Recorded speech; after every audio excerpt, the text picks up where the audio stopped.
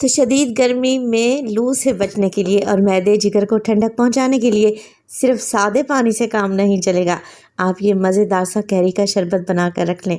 बनाना तो इसे बहुत ही आसान है और 3 से 4 माह के लिए आप इसे महफूज भी कर सकते हैं। बिस्मिल्लाहिर्रहमानिर्रहीम।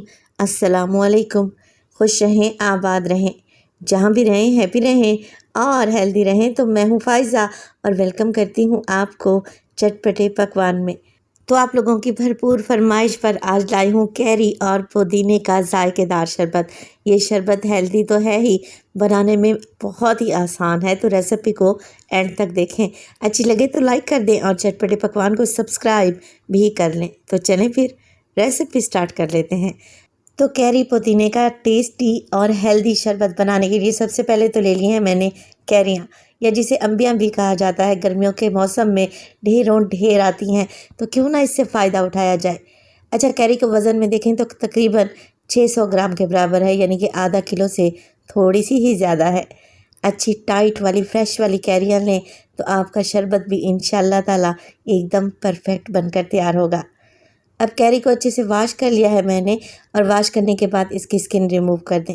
कुछ लोग क्या करते हैं, छिलके समेत ही कैरी को बॉयल कर लेते हैं, मगर आज बताऊंगी आपको ऐसा तरीका जिसमें कैरी का ज़्यादा से ज़्यादा गूदा निकलेगा और बनाने में इसे मिनटों लगेंगे इंशाअल्लाह ताला। तो देखिए, कैरी का छिलका मैंने रिमूव कर लिया है। अब क्या करेंगे, इसके टुकड़े भी नहीं करेंगे। छुरी की नोक की मदद से बस गहरे गहरे से 3 से 4 कट लगा लें और बस डालें इसे किसी प्रेशर कुकर में। अगर प्रेशर कुकर नहीं है आप लोगों के पास तो पतीली में भी आप इन्हें बॉयल कर सकते हैं, नो इशू। चलें जी, प्रेशर कुकर का इस्तेमाल मैं इसलिए कर रही हूँ कि किचन में ज़्यादा देर खड़ा ना रहना पड़े। गर्मी का मौसम है ना, झटपट से काम करेंगे इंशाअल्लाह ताला। कैरी में मैंने डाल दिया है 2 कप पानी। बस कुकर का कवर लगाएं और 10 मिनट के लिए कैरी को पकने के लिए छोड़ दें मीडियम टू लो फ्लेम पे।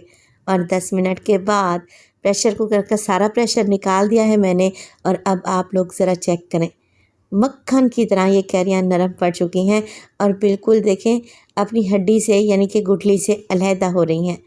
कैरी को ठंडा होने दें और फिर अच्छे तरीके से इसका सारा का सारा गूदा आप लोगों ने निकाल लेना है, गुठलियों को अलहदा कर लेना है। अभी इस स्टेज पर ये बहुत गर्म है। तो माशाल्लाह से जैसे ही कैरियाँ रूम टेम्परेचर पे आई, मैंने इनका सारा पल्प कलेक्ट कर लिया है, गुठलियों से निकाल लिया है, और माशाल्लाह से देखें कितना सारा निकला है। अगर छिलके समेत ही इन्हें बॉयल करते ना तो इतना पल्प कभी भी नहीं निकलना था। चलें जी, अब हमें एक जूसर ब्लेंडर की ज़रूरत पड़ेगी, क्योंकि कैरी के इस पल्प को हमने ब्लेंड करना है, एकदम स्मूथ और सिल्की बनाना है। पल्प डाल देने के बाद साथ के साथ डालूंगी मैं 1 मुट्ठी पुदीने के पत्ते। डंडी का इस्तेमाल नहीं करेंगे, सिर्फ पत्ते ही डालेंगे। अच्छे से वॉश करके डाल दें। साथ के साथ शरबत की खुशबू को मज़ीद बढ़ाने के लिए और इसे तासीर में ठंडा करने के लिए मैं इस्तेमाल करूंगी हरी इलायची। 5 से 6 अदद हैं, साबित ही डाल दें। हाफ़ टी स्पून इसमें डालूंगी मोटा कुटा हुआ ज़ीरा। हाफ़ टी स्पून इसमें जाएगा काली मिर्च का पाउडर। इसके अलावा इसमें डालेंगे काला नमक, जो इस वक्त मेरे पास अवेलेबल नहीं था और बहुत ढूंढने के बाद भी मुझे नहीं मिला। आखिर मैंने इसमें वाइट नमक डाला है, तकरीबन हाफ़ टी स्पून। अगर आप लोगों के पास काला नमक हो ना तो आप लोगों ने वही डालना है, उससे ज़्यादा अच्छा बेहतर रिज़ल्ट मिलेगा। तो बस अब आप लोगों ने कुछ भी नहीं करना, ब्लेंडर का कवर लगाएं और सारी चीज़ों का पेस्ट बना लें। अगर ज़रूरत महसूस करें तो 1 से 2 घूंट पानी भी डाल सकते हैं, मगर मुझे पानी डालने की ज़रूरत महसूस नहीं हुई। देखें, बेहतरीन सा पेस्ट बनकर तैयार है और इस टाइम पे कोई इतनी अच्छी खुशबू आ रही है ना कि मैं आपको बता नहीं सकती। चलें जी, अब इस पल्प को छान लेते हैं। छानना बहुत ही ज़रूरी है। तो बिल्कुल बारीक होल वाली छलनी ले लें और सारा का सारा पल्प आप इस छलनी में डाल दें। क्या है, जो हमने इलायची डाली थी, इसके अलावा पुदीने के पत्ते डाले थे, तो इसे छानना बहुत ही ज़रूरी है। एक स्मूथ सा हमें पेस्ट चाहिए। शरबत पीते वक्त अगर ये चीज़ें मुंह में आएगी ना, इलायची के दाने या फिर पुदीने के पत्ते वगैरह, तो फिर अच्छा नहीं लगेगा। तो देखिए, उसी जग में मैंने आधा कप पानी डाला है और अच्छे तरीके से खंगाल लिया है। अब आप लोग ज़रा चेक करें कितना कचरा निकला है। अब इसको वेस्ट कर दें, इसका शरबत में कोई भी काम नहीं है। चलें जी, अब आ चुका है हमारे पास स्मूथ सिल्की सा कैरी का पेस्ट या फिर कैरी का पल्प। अब हमने इसे पकाना है। आप चाहें तो इसी स्टेज पर इसमें चीनी डालें, ब्लेंडर में ब्लेंड करें, ठंडा पानी और बर्फ़ डालें और मज़ेदार सा कैरी पुदीने का शरबत तैयार कर लें। मगर मैं क्योंकि आपको बताने लगी हूँ कि आप 3 से 4 माह के लिए इसे कैसे महफूज कर सकते हैं, तो इसे पकाना तो लाजमी पड़ेगा।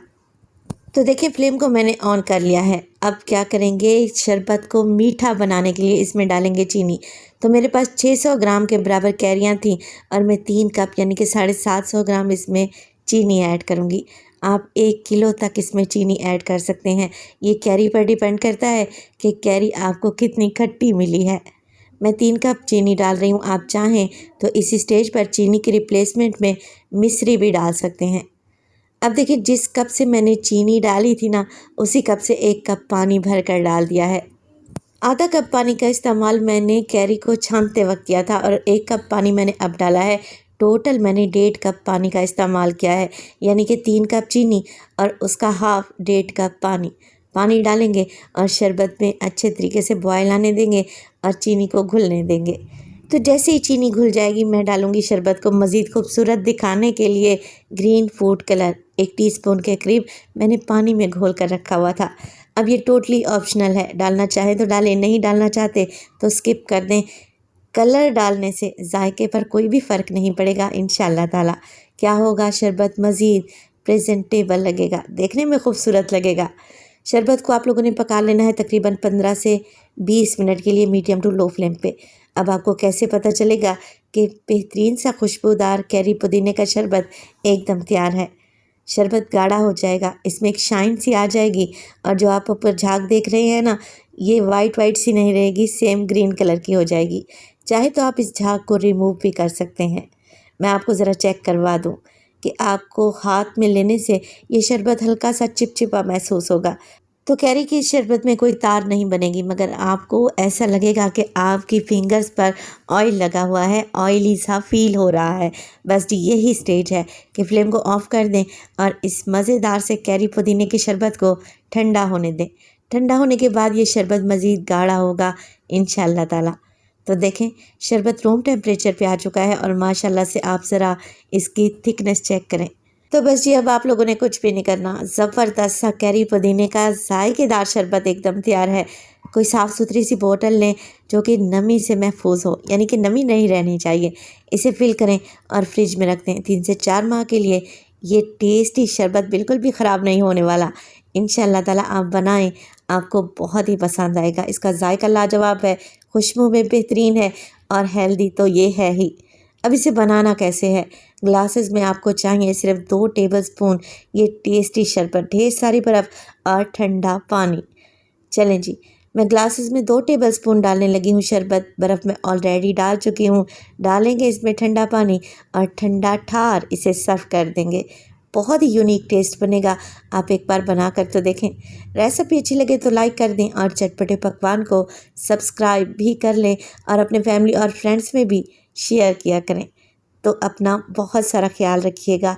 फ़ाइज़ा को अपनी दुआओं में याद रखिएगा। मुझे दीजिए इजाज़त, टिल देन अल्लाह निगहबान।